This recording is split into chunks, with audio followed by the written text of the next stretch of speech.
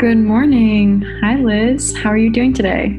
I'm doing great. How are you? I'm awesome. I'm really excited for kicking off 2021 together, talking about sustainability and different tips we can all take onto ourselves to make our lives a little more sustainable together. This is going to be an awesome year. A lot of people are ready for transformation, and I think transforming their lives into more sustainable ways is a big topic on everyone's mind. We wanted to really focus this month on budgeting and like how saving money and saving the planet can go hand in hand. So we came up with a few different practical ways that you can save money and save the planet. The first one, most common, water bottles. Instead of using plastic water bottles, you get yourself a reusable water bottle and it will become your new best friend. Yes, we will. Yeah. So instead of buying water bottles, you can switch your family, or like if you're in a dorm or wherever, you can buy a water filter or a Brita, and then you can just filter your tap water, and then you don't have to keep buying plastic water bottles. And when you do the math, it really adds up, right?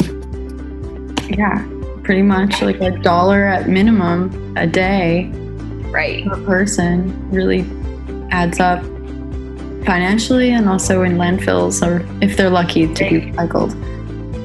Totally, yeah. So your family can be saving thousands of dollars a year just by getting a filter on your sink. A different water filter idea is a charcoal filter. I use one of those. It is another option. Mm-hmm. Yeah, there's so many different options nowadays. Everyone should have access to clean water as a basic human right. Yeah. We are made up of 80% water, so it makes sense that we have access to clean, healthy water for clean, healthy living. Mm-hmm. Yeah, and so the next one we were going to talk about was reusable rags. And this is something like my friends and family we've slowly like switched over to. Instead of using paper towels to just like clean up all your messes or clean your counters or anything, just get a bunch of rags. They work just as great, and then you don't have to keep spending money each month on paper towels, and you just throw the rags in the washing machine and they're great.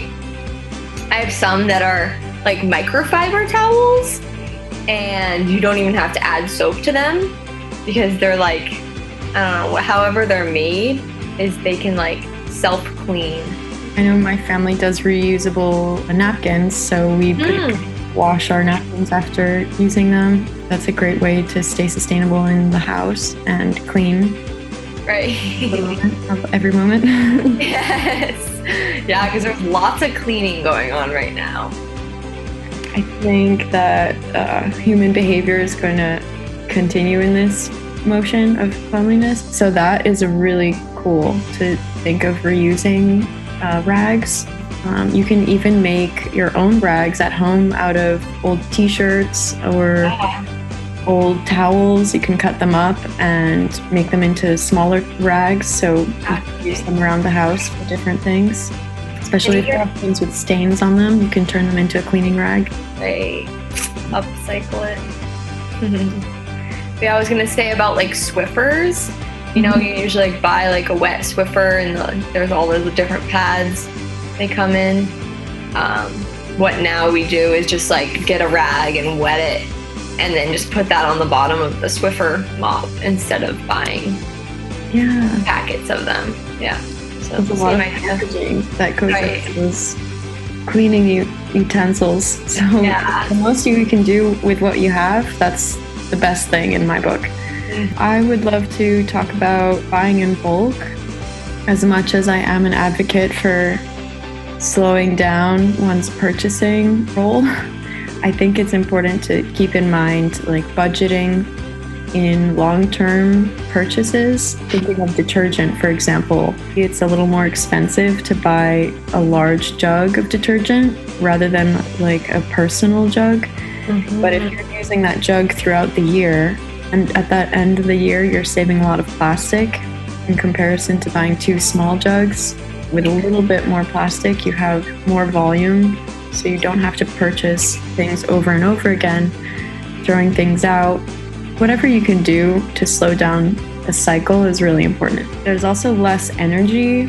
You're exhausting to go to and from the store. If you can budget what you're purchasing in advance, then you won't have to go run to the grocery store twice a week. You could maybe go to the grocery store 1 time per month. Exactly. See how you can save there. Buying in bulk for groceries. Sometimes that means having a membership to a store that buys in bulk, or that could mean shopping what's on sale and buying things for the future use. When you look at all the times you would have been going to the grocery store, you are saving money at the end, because the 10-cent savings on everyday purchases really add up. For example, if there's an item you're using every day, if you could save 10 cents on that, that's $36.50 a year. You wouldn't want an extra $40 in their pocket at the end of the year. Taking less trips to go to the store, you're less likely to make impulse purchases, so you're not buying things out of just the feeling of feeling better about buying something. You want to conserve what you're purchasing, not only for your wallet, but for the planet. Yeah. Your purchasing power is great. Every person has so much power. It really does matter, even where you go shopping. If you go to a large chain, maybe you'd prefer to have your money support a local grocery store, a mom and pop shop. What we all do, these are conscious decisions. There's no good and bad. I would hope that people don't go through life just getting by. I mean, we all do to an extent, but we really should think about how our dollars are impacting the planet, not just our pocketbooks, but we have the power to make a lot of positive change in this world just by thinking how your purchases matter. But that's powerful. It's positive. It's not like a deterrent. Right. I would put the power in our hands. Right. Mm-hmm. And not everything is going to be solved by Prime delivery, like instant gratification. If someone's just purchasing something new every day, they're not really saving their money, and there's a lot of burnt fossil fuels to deliver said goods back and forth. I would suggest the most sustainable and budget-friendly way to shop for fashion would be to shop from your friends' closets, to shop from your mom's closet, your dad's closet. See what they're trying to get rid of first that you think is so cool and retro. What goes around comes around. That's why I love fashion, because it is so full circle. Now our brands are trying to ditch the linear model of going from consumer to landfill. When you buy at thrift stores, that's a really great way to help prevent clothing from going to landfill or be sent off to another country where they are valued more. Just don't buy fresh from the stores that you don't support their values. I know we're not perfect, but whatever you can do really helps. Whether that means repeating an outfit, for some, that's extreme.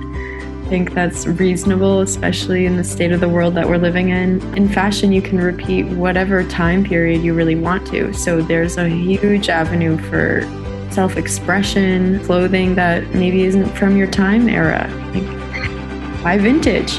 Yeah. Be a trendsetter. I think it's inspiring to see what people can even make for themselves out of clothing that they don't find inspiration from anymore. So yeah, there's so many different avenues that everybody can make sustainability their own thing. Yeah, there's so many different ways you can start making baby steps to a more sustainable life. So if you're into fashion, tackle fashion first. If you're into cooking, then look into the bulk buying. If you're just I like a clean home, there's great ways to do that too.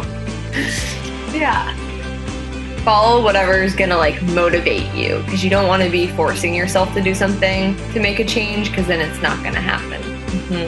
But it's happening regardless, all around us. So that's you're making a choice whether you realize it or not. You're either making a choice to be more sustainable or not be. But we're all in this together, so we can all get by with a little help from each other. Exactly.